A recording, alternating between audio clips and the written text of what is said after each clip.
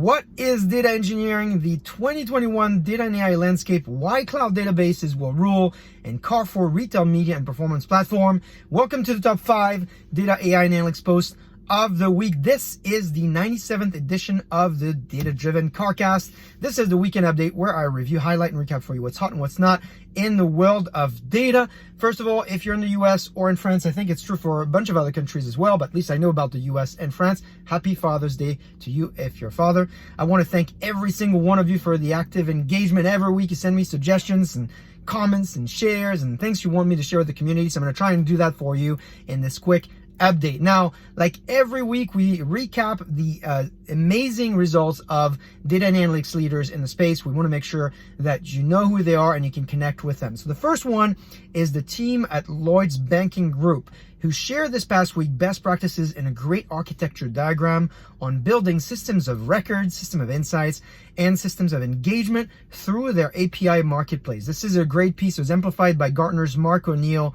It's a great example of how a company's sharing how they're building modern, modular, composable, data-driven applications. So kudos to the Lloyds Banking Group for, first of all, doing the work and also sharing it with the community.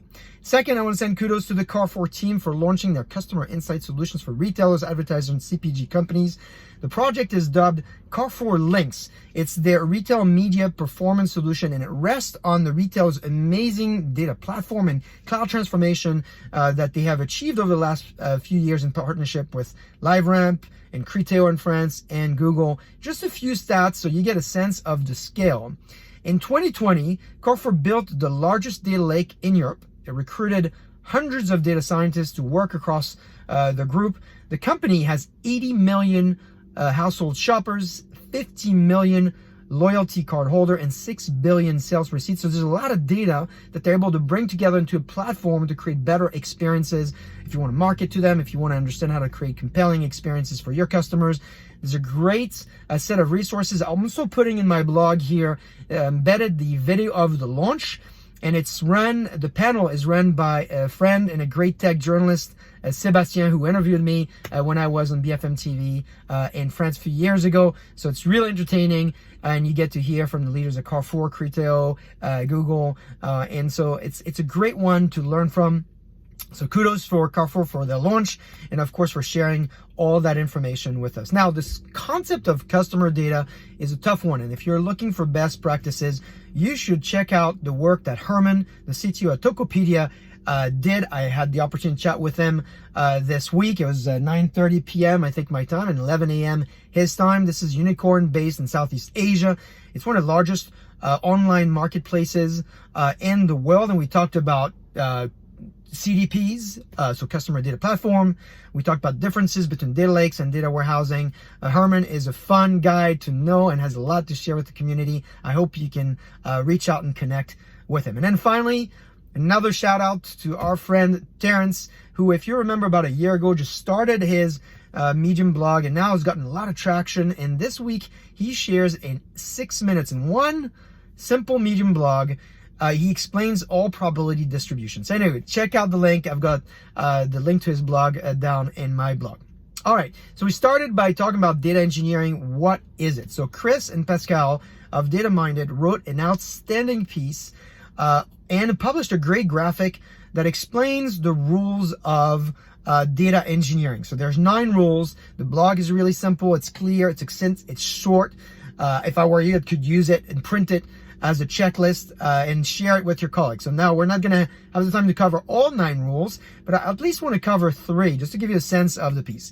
Rule number 2 is my favorite. I think it's data is a product. I think we can all agree to that. Data can be the source of the product, or data itself can be the product. Rule number 6, aim to simplify through consistency. I think Amit from Airbnb that I talked to this week will certainly relate to this if he's listening to this little update here. By the way, if you don't know him, you should also chat with him about metric consistency and the work that they've done there with the project called Minerva, and they also have another project called Midas around data quality and consistency and governance. And rule 8 of data engineering, data scientists are colleagues, they're not enemy.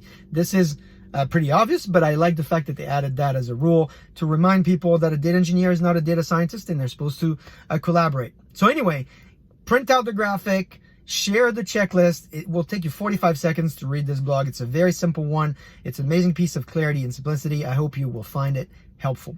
Now, something else that I hope you will find helpful is the upcoming 2021 Data and AI Landscape. Now, if you've been following me, you know about this landscape. My friend Matt Turk at First Mark Venture Capital has been at it since 2012. In fact, in the blog down here, I'm putting the list of all the landscapes he's published since 2012. And so the landscape is basically a graphic that's meant to help you orient yourself in the space, in the crowded space of data, AI, and analytics.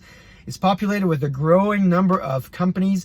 It might look daunting at first, but the CIOs, CDOs, and CEOs that I've been talking to have been telling me that it's been very helpful to them. So I hope it'll be helpful to you. The one for 21 has not been published, and that's the reason for why I'm bringing it up, because Matt has reached out to the community and see if you have an opinion on what should be on the map, what should be removed. Now, this is not an opportunity to pitch and sell your company, but it's an opportunity to help the community. So reach out to Matt if you have ideas and opinions on the changing forces in the landscape and how it can help the rest of the community.